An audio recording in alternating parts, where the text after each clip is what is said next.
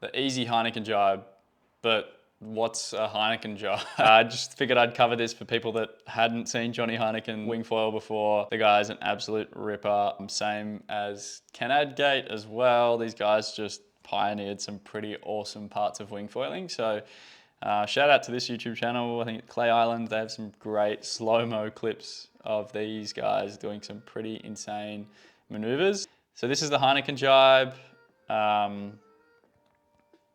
And I'm going to chat through what I'm calling the easy Heineken jibe. It's just a variation that is a little different. What Johnny does here, as he comes into the jibe, he's pushing that backhand away and starting to lift that front hand up. And what he does is he kind of gets into this backhand pushing out early, which then swings the wing over his head, kind of almost over his shoulder. So there you go, it goes behind his shoulder.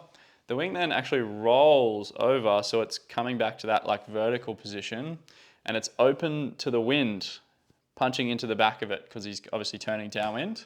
So you can see parts of the sail actually fill from the wrong side, and that's actually kind of pushing him through the jibe.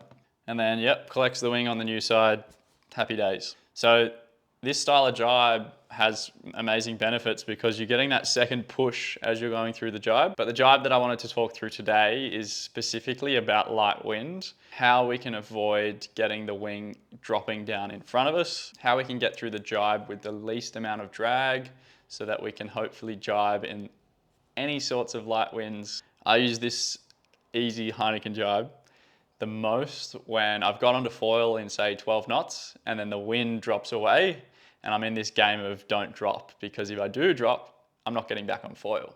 This jibe has the highest success rate for me as it removes the wing from out in front of you.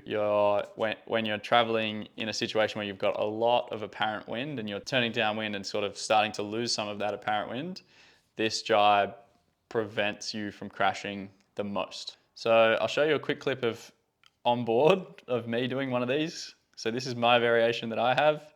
It's less pronounced with that backhand push. And you'll notice it's kind of like a tack in a sense, like the wing in terms of its roll kind of goes from obviously like downwind angle, rolls up, sits as it goes through the jibe kind of above your head, and then it rolls back to the new side. You see that there? And we're through. This clip here is that exact situation where I got on foil in say 12 knots and it's actually dropped back to kind of 8, 9 knots. You can see there's not really there's no white caps at all on the water. So I was pretty much just jibing for this session to get the most out of the situation. I keep talking about apparent wind, and it's a really important concept to understand for this jibe. I've had a go at attempting to explain this a couple of times, but I do remember the America's Cup having a really, really great analogy for apparent wind. So they had this really great example of riding a bike with a wind indicator on the front.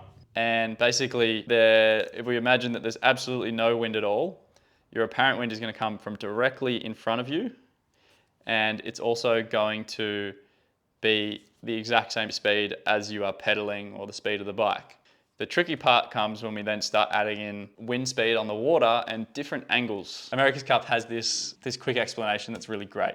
So you can see you're traveling at a certain wind speed you're traveling at a certain boat speed through the water, and you've got a certain true wind speed coming down from the top of the page. Your boat speed translates also into the wind sort of hitting you in the face from that direction. And when we combine that wind hitting you in the face with the true wind speed, you can then do a little bit of a vector addition, and that will give you your apparent wind. So we can see the size of that vector, that yellow apparent wind, is a lot larger than the speed and the true wind on their own.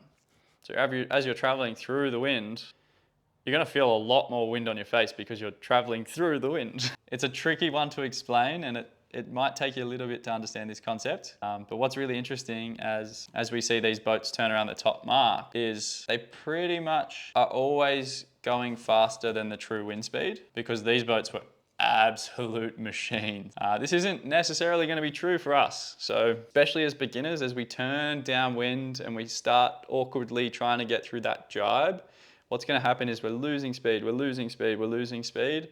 And that's where the wind speed on the day and the speed through the water for you on your foil end up matching and cancelling each other out.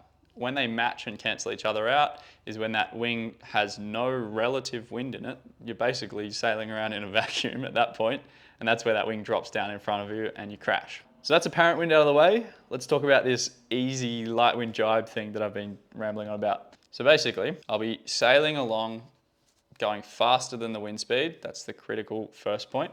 If it's a day where it's a lighter wind day, I'll actually actively pump my foil in the lead up to the jibe and pump my wing, get as much of that apparent speed as I can, get that speed up nice and high, because it's always great to try and avoid the situation where your apparent wind speed drops down to 0. So that situation where your speed through the water comes down and meets the true wind speed on the day. If you can avoid that, then you can avoid that dropping situation. It's also where this jibe works really well. As I turn downwind, I'm holding my speed. I kind of lean over and let the wing, backhand away just a touch. Let the wing get above my head. I then start to roll it over my head, kind of similar to attack. Let the backhand's been let go. It comes around to then catch on the new side, catches on the new side, and then my old front hand can then become my new backhand. Grabs the wing, powers on, and away we go. The beauty of this is that moment when the wing can potentially get to the point where it has no relative airflow coming through it because your board speed matches the true wind speed, it's above your head. So the worst that's going to happen is for some reason you decide to not support the weight of the wing with your hands, so it just sits on your head. But you're always going to support it with your hands, because why wouldn't you? So you have full control of that wing. Maybe the worst case scenario is you've gone and let go of your backhand, and then maybe the back of the wing will start to hit you on the head. But in that case, you're probably going to get it behind and over your shoulder, where it'll drop over your shoulder and you can still turn your board through the maneuver. So that is the best thing about this jibe. I'll try and pull up a couple more little clips from my Instagram of this jibe. Let's see, what do we got here? Here's an example where I kind of got a little bit sketchy. I was riding my downwind board and wasn't overly used to no foot straps. It had been a while since I'd used a board without foot straps. So you can see, wing gets rolled over the head, comes through, completely out of the way. Super nice. Here we go, here's one from the back of the wing using my GoPro mount. Switch feet, wing goes over the head, cruise through, happy days. So you can see it's always above your head in that awkward timing where you can potentially lose flow through the wing. It's almost like spinning a pizza above your head. I've used that analogy a few times. Here's slightly more Heineken style, kind of throw the wing right around. It kind of fills in a little bit from the wrong side and pushes me through.